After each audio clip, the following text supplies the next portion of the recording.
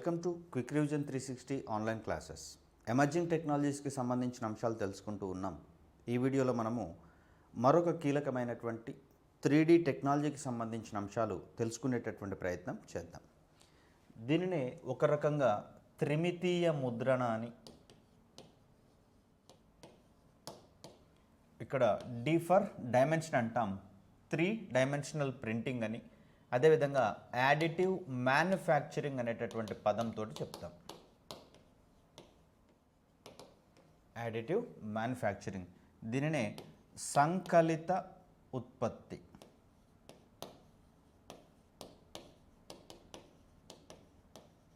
సంకలిత ఉత్పత్తి లేదా సంకలిత తయారీ అనేటటువంటి పదంగా చెప్తాం ఈ సాంకేతికతను. సో దీంట్లో ఏం జరుగుతుంది అంటే, త్రిమితీయ ముద్రణలో ప్రత్యేకమైనటువంటి 3D డివైజెస్ ద్వారా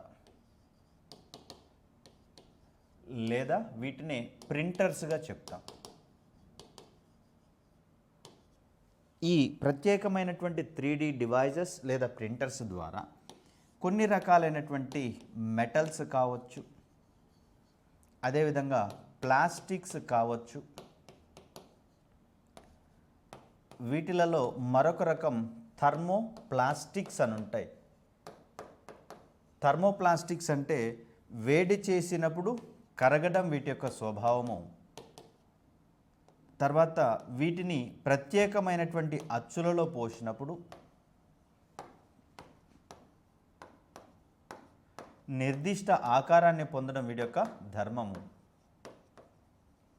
ఈ నిర్దిష్ట ఆకారాన్ని పొందినటువంటి ప్లాస్టిక్స్ని తిరిగి వేడి చేసినప్పుడు కరిగిపోయేటటువంటి స్వభావాన్ని కలిగి ఉంటాయి.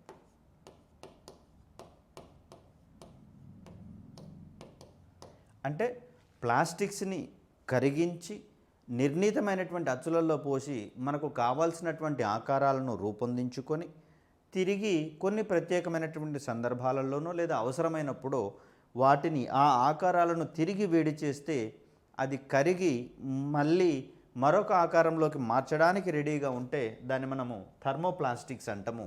దీనికి విరుద్ధమైనటువంటి ధర్మాన్ని ప్రదర్శించేవి థర్మోసెట్టింగ్ ప్లాస్టిక్స్గా కనిపిస్తాయి. ఏంటి థర్మోసెట్టింగ్ ప్లాస్టిక్స్ అంటే, స్వతహాగా ప్లాస్టిక్ని వేడి చేసినప్పుడు కరుగుతుంది. కరిగిన తర్వాత వాటి నుంచి మనకు కావలసినటువంటి ఆకారాలలో వస్తువుల్ని తయారు చేసుకుంటాం. ఇలా తయారు చేసుకున్నటువంటి వస్తువులు చల్లబరిచిన తర్వాత దృఢంగా తయారవుతాయి. ఈ దృఢమైనటువంటి వస్తువుల్ని తిరిగి వేడి చేసినప్పుడు కరిగే స్వభావాన్ని ప్రదర్శించవు. ఇలాంటి ప్లాస్టిక్స్ని మనము థర్మోసెట్టింగ్ ప్లాస్టిక్స్గా చెప్తాం. ప్రస్తుతం మనం వాడేటటువంటి స్విచ్ బోర్డులు కావచ్చు, అదేవిధంగా రైస్ కుక్కర్లకు సంబంధించినటువంటి పిడి లాంటి భాగాలు కావచ్చు, ఇవన్నీ కూడా మనకు థర్మోసెట్టింగ్ ప్లాస్టిక్స్గా కనిపిస్తూ ఉంటాయి. అదేవిధంగా గతంలో అధిక ప్రాచుర్యం పొందినటువంటి టప్పర్వేర్ యుటెన్సిల్స్ ఏవైతే ఉన్నాయో, టప్పర్వేర్ అనేటటువంటి ప్లాస్టిక్ బాటిల్స్ కావచ్చు, చిన్న చిన్న వంట పాత్రలకు సంబంధించినటువంటివి కావచ్చు, ఈ టప్పర్వేర్లో వాడేటటువంటి ప్లాస్టిక్స్ అన్నీ కూడా మనం థర్మోసెట్టింగ్ ప్లాస్టిక్స్గా చెప్తూ ఉంటాం. సో అలా కాకుండా వేడి చేస్తే కరిగేటటువంటి స్వభావం ఉన్నటువంటి ప్లాస్టిక్స్గా మనం థర్మోప్లాస్టిక్స్ని చూస్తాం. వీటి తర్వాత మొక్కల నుంచి స్రవించబడేటటువంటి రెసిన్స్ ఏవైతే ఉన్నాయో రెసిన్స్, వీటి తర్వాత పింగాణీకి సంబంధించి ఇతరత్ర సిరామిక్స్ లాంటి పదార్థాలను ఈ ప్రత్యేకమైనటువంటి 3D ప్రింటర్స్ ఏవైతే ఉన్నాయో వీటిలలో పొందుపరిచి వీటిని ప్రత్యేకంగా వేడి చేయడం జరుగుతుంది. ఓకే, ఇక్కడ ఈ రకమైనటువంటి పదార్థాలు ఏవైతే ఉన్నాయో వీటిని వేడి చేసినప్పుడు ఇవి మృదువుగా మారుతాయి.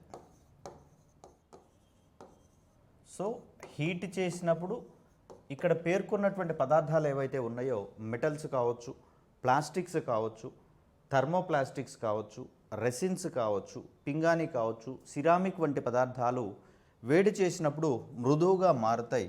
మృదువుగా మారినటువంటి ఈ సందర్భంలో సాఫ్టెన్ అంటాం. ఈ పదార్థాలను 3D ప్రింటర్ల సహాయంతో కావలసిన ఆకారాలలోకి పూత పోస్తాం. ఈ పూత పోసిన తర్వాత దీన్ని తిరిగి చల్లబరచడం అనేది జరుగుతుంది.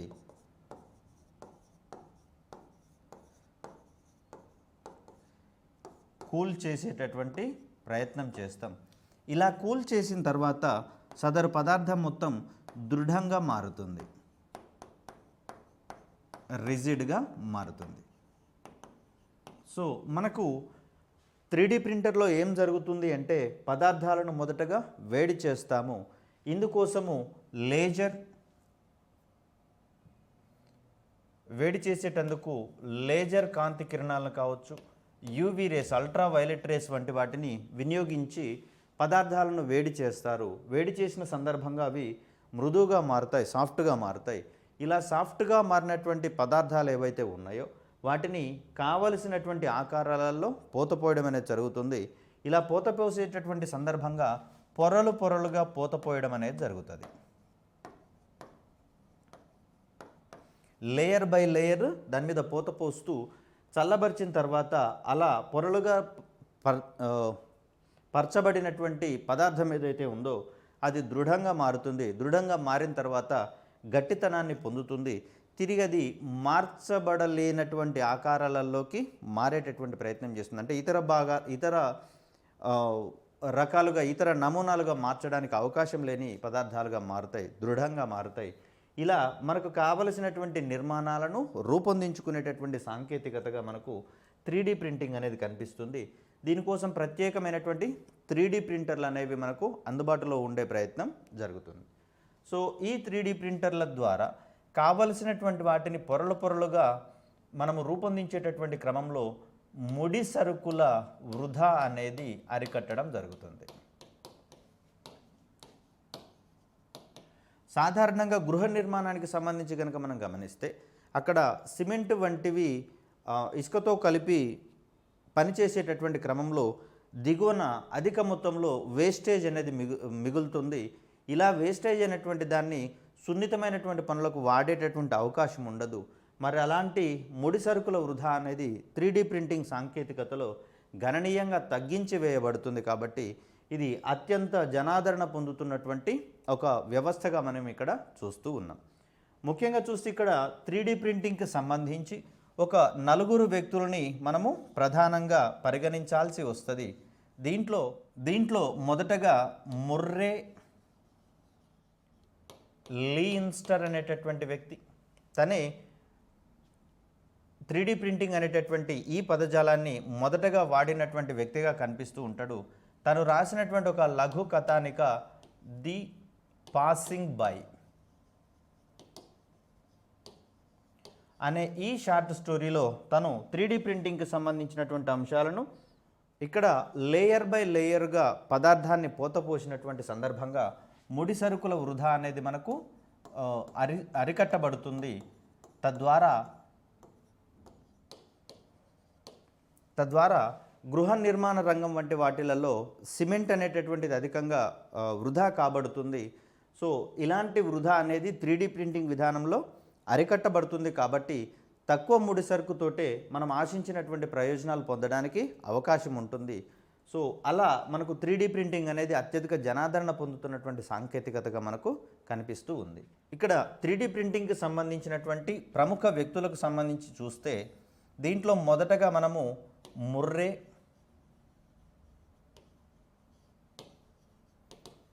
లీయిన్స్టర్ అనేటటువంటి వ్యక్తి గురించి మాట్లాడాల్సి వస్తుంది. ఇతనే మనకు 3D ప్రింటింగ్కి సంబంధించి ఆ పదజాలాన్ని తొలుత మనకు ఇంట్రడ్యూస్ చేసినటువంటి వ్యక్తిగా కనిపిస్తుంది. 1945లో తను రచించినటువంటి లఘు కథానిక ఏదైతే ఉందో థింగ్స్ పాస్ బై అనేటటువంటి పేరుతోటి, థింగ్స్ పాస్ బై అనేటటువంటి పేరుతోటి తను రచించినటువంటి ఒక లఘు కథానిక. దీంట్లో ముర్రే లీయిన్స్టర్ అనేటటువంటి వ్యక్తి 3D ప్రింటింగ్కి సంబంధించినటువంటి భావనలను మొదటిసారిగా పరిచయం చేయడం అనేది జరిగింది. తర్వాత చెప్పుకోవాల్సినటువంటి వ్యక్తిగా మనకు డాక్టర్ హిదేయో కొదమా. డాక్టర్ హిదేయో కొదమా. తను 3D ప్రింటింగ్ సాంకేతికతకు సంబంధించి తొలి పేటెంట్ను పొందినటువంటి వ్యక్తిగా మనకు కనిపిస్తాడు. ఇది 1980స్లో జరిగినటువంటి విషయంగా కనిపిస్తూ ఉంది. సంకలిత తయారీకి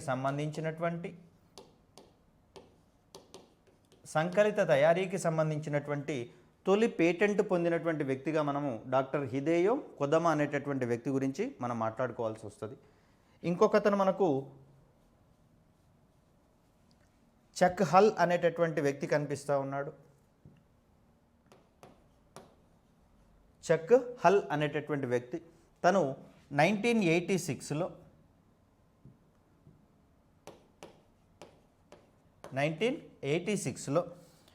ఇక్కడ మనకు 3D ప్రింటింగ్కి సంబంధించి 3 విభాగాలు ఉంటాయండి. దీంట్లో ఒకటి స్టీరియో లిథోగ్రఫీ అనేటటువంటి ప్రక్రియ. జాగ్రత్తగా గమనిస్తే దీని మీద కూడా మనకు క్వశ్చన్ పడేటందుకు అవకాశం ఉంది. ఈ క్రింది వానిలో స్టీరియో లిథోగ్రఫీ అనేటటువంటి ప్రక్రియ దీనికి సంబంధించింది అనే ఓరియంటేషన్లో క్వశ్చన్ పడేందుకు అవకాశం ఉంటుంది. సో దీన్నే మనం సింపుల్గా SLA అనేటటువంటి విధానంగా చెప్తాం. ఈ SLA విధానంలో స్టీరియో లిథోగ్రఫీ అనేటటువంటి విధానంలో తొలి డివైస్ని తయారు చేసినటువంటి వ్యక్తిగా మనకు చక్ హల్ అనేటటువంటి వ్యక్తి కనిపిస్తూ ఉంటాడు. తను 1986లో ఈ డివైస్ని రూపొందించినట్లుగా మనకు వివరాలు ఉండడం అనేది జరిగింది. దీని తర్వాత మరొక వ్యక్తిగా మనకు కార్ల్ డెకార్డ్ అనేటటువంటి వ్యక్తి. కార్ల్ డెకార్డ్ అనేటటువంటి వ్యక్తి తను 1987లో SLS అనేటటువంటి ప్రక్రియ ద్వారా ఇక్కడ ఒక డివైస్ని రూపొందించినట్లుగా మనకు తెలుస్తూ ఉంది. సో స్టీరియో లిథోగ్రఫీకి సంబంధించినటువంటి అంశాలలో అయితేనేమో చక్ హల్ అనేటటువంటి వ్యక్తి మొదటి డివైస్ని రూపొందించినట్లుగా తద్వారా ఆ ప్రక్రియకు సంబంధించినటువంటి పేటెంట్ పొందినట్లుగా మనకు కనిపిస్తూ ఉంటే, కార్ల్ డెకార్డ్ అనేటటువంటి వ్యక్తి 1987లో మరొక విధానమైనటువంటి 3D ప్రింటింగ్లో మరొక విధానమైనటువంటి SLS అనేటటువంటి విభాగానికి సంబంధించిన ఒక పరికరాన్ని రూపొందించినట్లుగా దానికి సంబంధించినటువంటి పేటెంట్ పొందినట్లుగా మనకి ఇక్కడ కనిపిస్తూ ఉంది. ఇక్కడ SLS అంటే సెలెక్టివ్ లేజర్ సింటర్స్ అనేటటువంటి ప్రక్రియ.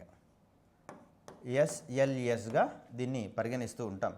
సెలెక్టివ్ లేజర్ సింటర్స్ అనేటటువంటి ప్రక్రియ. దీని తర్వాత ఫ్యూజ్డ్ డిపోజిషన్ మాడ్యూల్ అనేటటువంటి మరొక ప్రక్రియ దీంట్లో అందుబాటులో ఉంది. ఫ్యూజ్డ్ డిపోజిషన్ మాడ్యూల్, దీన్ని మనము FDM అనేటటువంటి ప్రక్రియగా చెప్తాం.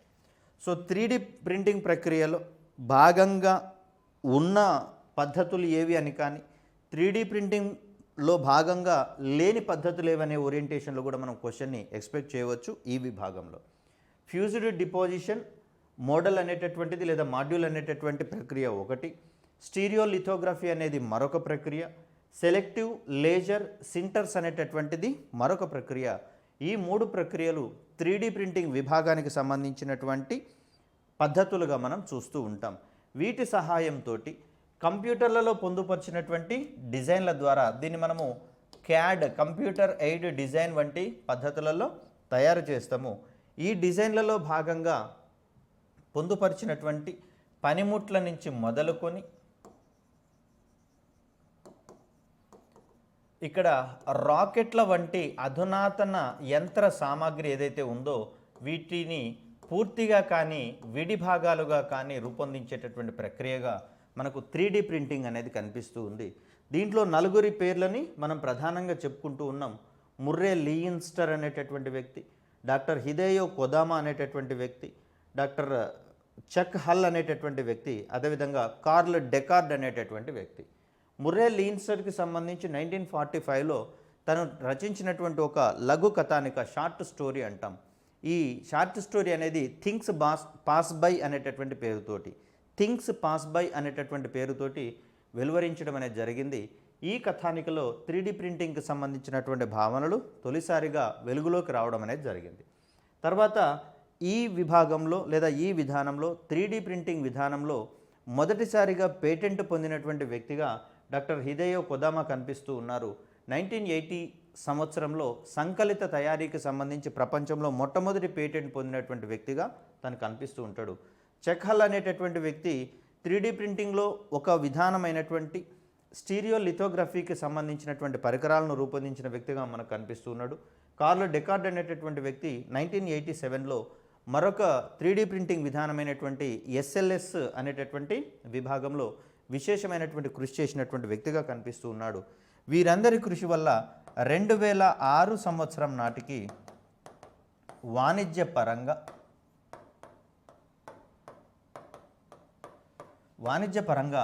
3D ప్రింటింగ్ విధానం అనేది వెలుగులోకి రావడం జరిగింది. విస్తృతంగా వాడుకలోకి వచ్చినట్లుగా మనకు తెలుస్తూ ఉంది. సో దీనికోసం కృషి చేసినటువంటి 4 వ్యక్తులు, వారికి సంబంధించినటువంటి వివరాలు. దీని తర్వాత మనము ఇప్పుడే చెప్పుకున్నాము ఫ్యూజ్డ్ డిపోజిషన్ మోడలింగ్ లేదా మాడ్యూల్ అనేటటువంటిది FDMగా చెప్తున్నాం. అదేవిధంగా stereolithography, selective laser sinters, SLS అనేటటువంటి విధానము, SLA. ఇవి 3 అబ్రివేషన్ల పరంగా ఒకటి ఇంపార్టెంట్. లేదా 3D ప్రింటింగ్కి సంబంధించిన విభాగం ఏది లేదా సంబంధించని విభాగం ఏదనే ఓరియంటేషన్లో కూడా ఇక్కడ మనం క్వశ్చన్స్ని ఎక్స్పెక్ట్ చేసేటటువంటి అవకాశం ఉంది.